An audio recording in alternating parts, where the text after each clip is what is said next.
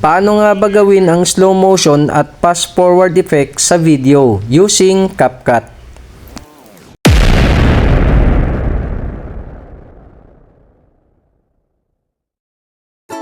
I-open mo ang CapCut application at itap mo ang new project. Pumili ng video file na lalagyan ng fast forward or slow motion effect at pagkatapos ay itap ang add.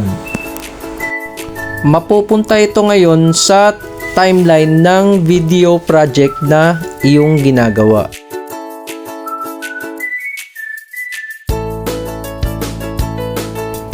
Ang susunod mo ngayon gagawin ay itatap mo ang video file. Pagkatapos, pag naka-highlight na ang file, ay hanapin mo sa baba at itap ang speed. Pagkatapos, ang isusunod mong itap ay ang curve. Ang susunod mo namang itap ay ang custom. Pag naka-highlight na ang custom, ay tatap mo ang edit. Pagkatapos ay maaari ka nang mag-umpisa mag-adjust ng speed.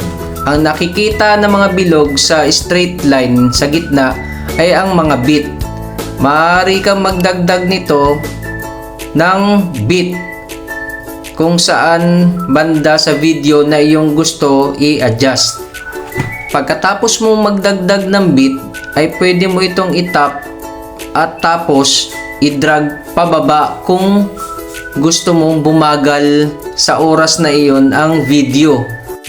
Siya nga pala, kung nakandito ka na sa parte ng video na ito ay huwag mo kalimutan na mag-subscribe at libre lang.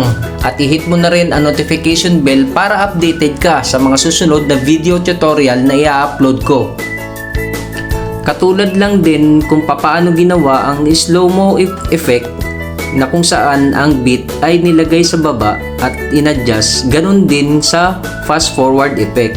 Maglalagay ka ng bit, add bit, pagkatapos ay itatap at idadrag mo paitaas naman.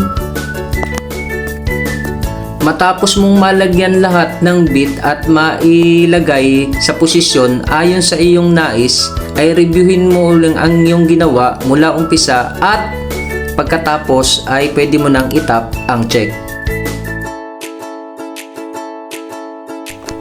Paalala lang na palagi kong sinasabi na sa dulo ng file ng iyong ginagawa ay palagi mong itatap at kapag naka-highlight na ay i-delete. Pagkatapos nito ay maaari mo na siyang i-export.